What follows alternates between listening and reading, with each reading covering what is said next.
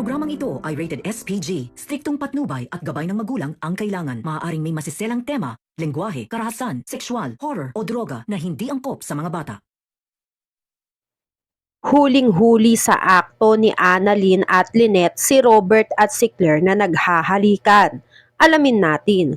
Welcome back sa aking channel, mga kaganapan sa abot kamay na pangarap.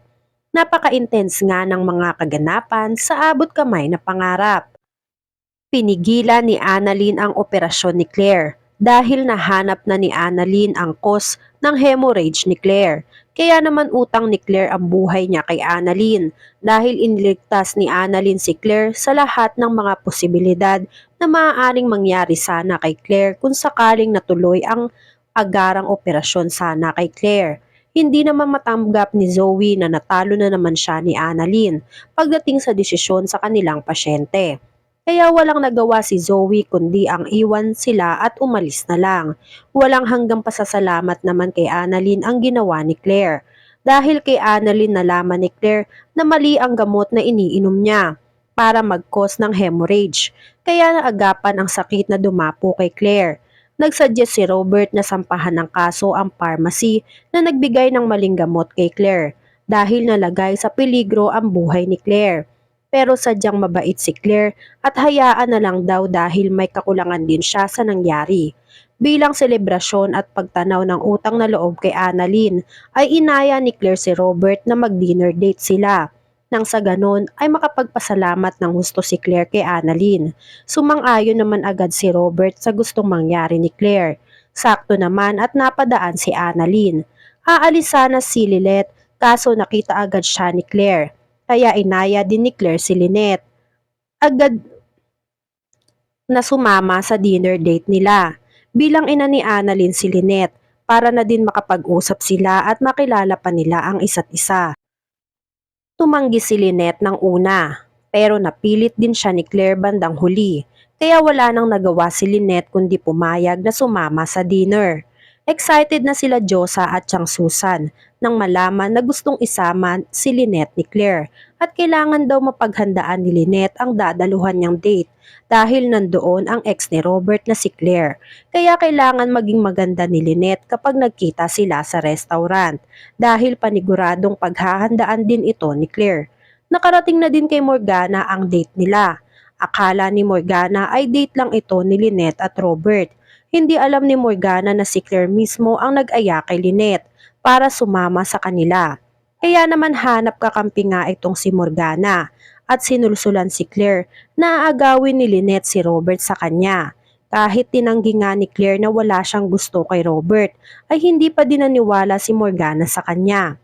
Sinabi ni Morgana kay Claire na mas gusto ni Morgana na mapunta si Robert kay Claire kesa kay Lynette at tutulungan daw ni Morgana si Claire para mangyari iyon. Yun ay kung hayaan ni Claire na ayain siya mismo ni Claire para sumama sa dinner nila. Dahil paniguradong hindi daw masisisi si Claire sa gagawin niya kay Lynette. Pumayag naman si Claire dahil alam ni Claire sa sarili niya na mahal pa din ni Claire si Robert. At napunta lang ito bigla kay Moira nung nagkahiwalay sila.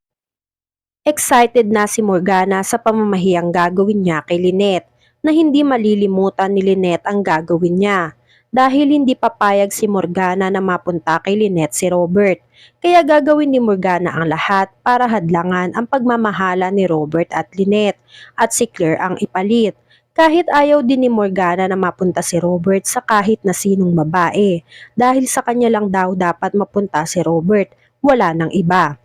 Nauna nang napunta si Claire sa restaurant na pinareserve niya para sa kanila.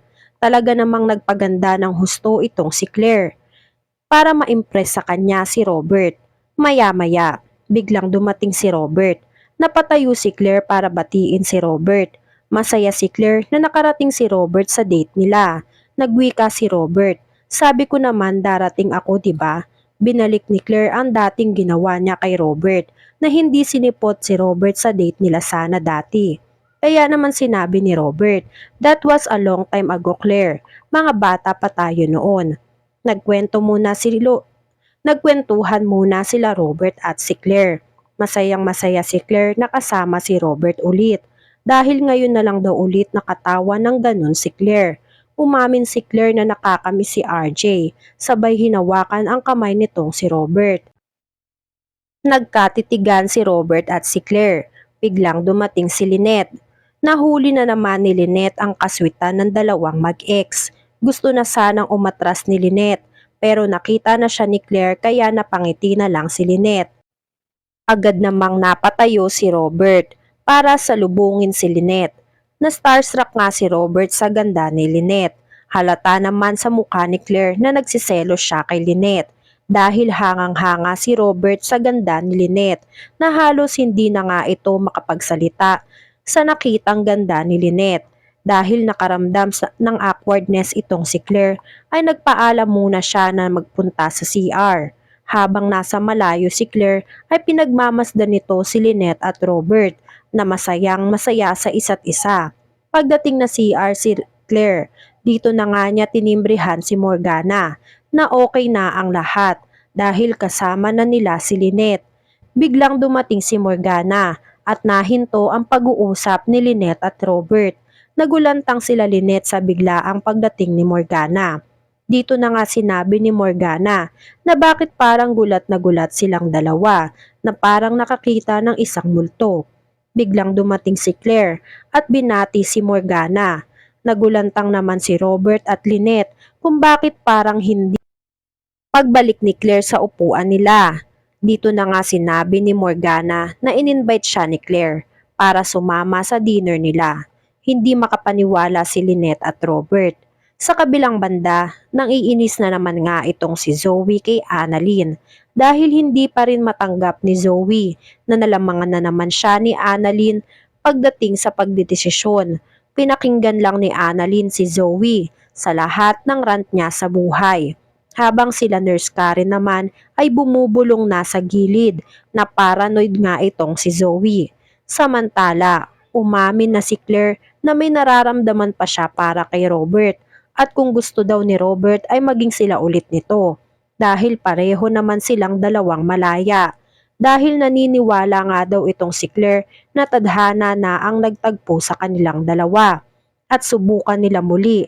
Nagkiss si Robert at si Claire sa hallway ng Apex. Hindi naman akalain ni Annalyn at Lynette na makikita nila ang dalawa na magkakiss.